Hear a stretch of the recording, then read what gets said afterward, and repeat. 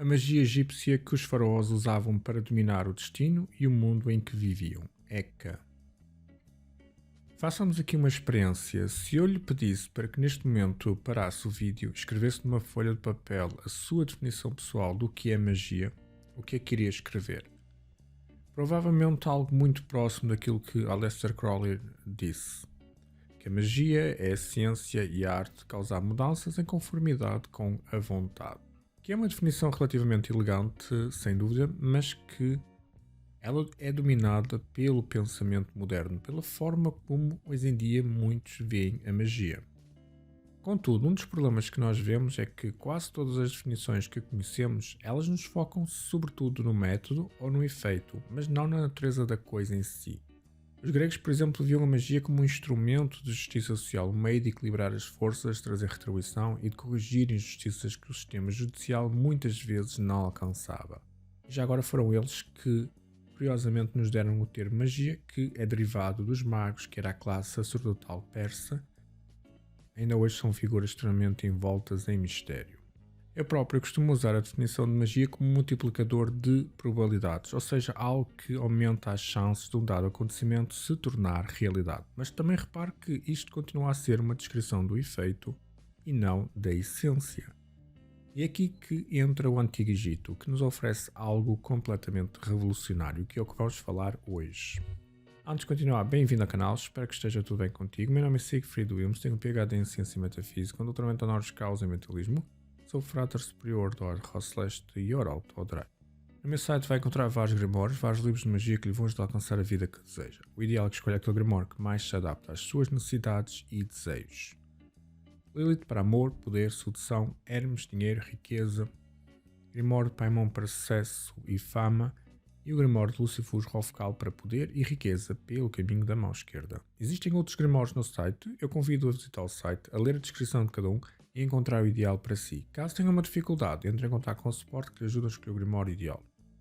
Vamos então continuar no nosso assunto. No Antigo Egito a magia não era uma prática marginal, diferente de como vemos por exemplo na Europa ou em povos mais antigos que os feiticeiros por exemplo se escondiam-se em cavernas.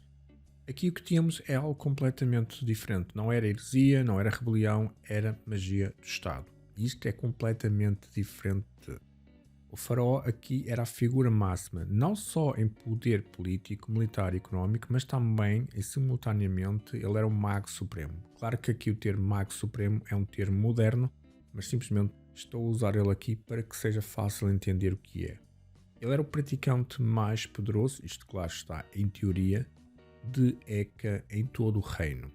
E à volta do faraó existia toda uma infraestrutura mágica tão complexa e organizada, inclusive burocrática, administrativa, que mantinha o Egito a funcionar. Tínhamos sacerdotes, tínhamos médicos magos, tínhamos escribas especializados em trabalhos mágicos como preservar a escrita, e tudo isto nos leva a uma conclusão aqui, que é o Antigo Egito possuía provavelmente o sistema mágico mais sofisticado, mais estruturado e documentado que uma vez chegou até nós. E nós estamos aqui a falar de fragmentos, tradições orais reconstruídos, de práticas folclóricas, como é o que temos muitas vezes em outros sistemas mágicos. Estamos a falar de algo escrito em pedra, literalmente. Estamos também a falar de um sistema mágico extremamente completo, e aqui vários pontos que são importantes entendermos, que é, tem uma cosmologia detalhada, tem uma hierarquia institucional, tem métodos padronizados, textos preservados, casos práticos documentados, como por exemplo aquele caso em que utilizaram magia não necessariamente para assassinar ele, mas para impedir que os guardas conseguissem impedir esse assassinato. Temos também algo único que é leis sobre usos ilícitos da magia e ilícitos, o que é literalmente uma ciência da magia no sentido mais rigoroso que existe. Mas afinal então o que é esta Eka, que se pronuncia ou se possivelmente se pronunciaria algo como Reka? Aqui é onde os egípcios se revelam muito mais sofisticados que qualquer outros povos, que é a Eka é uma força cósmica fundamental que permeia toda a existência. Pense nela como uma energia que existe naturalmente, que pode ser canalizada, que pode ser usada para criar ou destruir.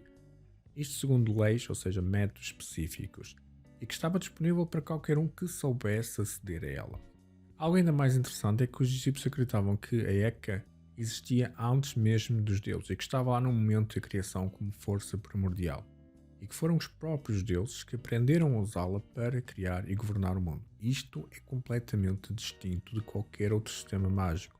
Não existe nenhum outro sistema mágico em que tenhamos algo deste género.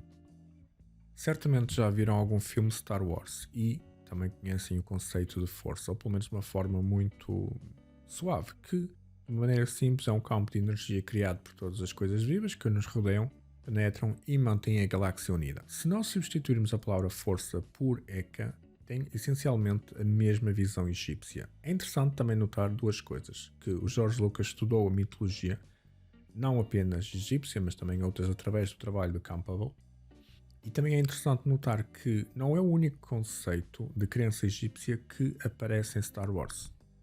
E aqui chegamos ao aspecto que torna o sistema egípcio tão relevante para quem pratica magia, que é a distinção entre o uso lícito e ilícito de Eka. Eka em si é neutro, não é boa nem má, é como um rio, pode irrigar campos e inundar cidades. Tudo depende de como é canalizada. A magia lícita era aquela que servia à ordem, a verdade, a justiça e o equilíbrio cósmico. A magia ilícita, por outro lado, servia Izefet, que era o caos, a desordem e a destruição. Mais tarde, também é importante dizer que na história egípcia, Eka foi também personificado como um deus, representado como um homem com uma barba cerimonial, segurando cetros de poder. Mas aqui é que está o mais interessante. No Antigo Egito não existia um único deus da magia. Não como em outros panteões como Hecate, na Grécia, por exemplo. Porquê? Porque Eka estava em tudo. Era tão fundamental como o ar ou a água. Não fazia sentido ter um deus responsável por algo que todos os outros deuses usavam. O que temos em vez disso são divindades apresentando com maior ou menor domínio sobre Eka. Uma das lições mais importantes que nós podemos aprender e tirar com este conhecimento que eu falei aqui é que os egípcios não separavam as atividades mágicas das atividades pessoais. Então, é um conceito que eu deixo a toda a gente. Comece a integrar a magia no seu dia-a-dia. Coloque a magia nas suas pequenas coisas. Isso vai amplificar os seus resultados, tanto materiais como espirituais. Como eu falei anteriormente, no meu site tem vários grimórios, vários livros de magia que lhe vão ajudar a alcançar a vida que deseja. O ideal é que escolha aquele grimório que mais se adapta às suas necessidades e desejos. Lilith, amor, poder, sedução. Hermes, dinheiro, riqueza. Lúcifer, Hofcal para poder e riqueza pelo caminho da mão esquerda, que é um grimório muito completo, extremamente avançado. E depois também o grimório de Paimon para sucesso e fama. O ideal é que escolha aquele grimório que mais se adapta às suas necessidades e desejos. Caso tenha uma dúvida, entre em contato com o suporte que lhe ajuda a escolher o grimório ideal. O link para o site está na descrição deste episódio. Um abraço forte e até ao próximo episódio.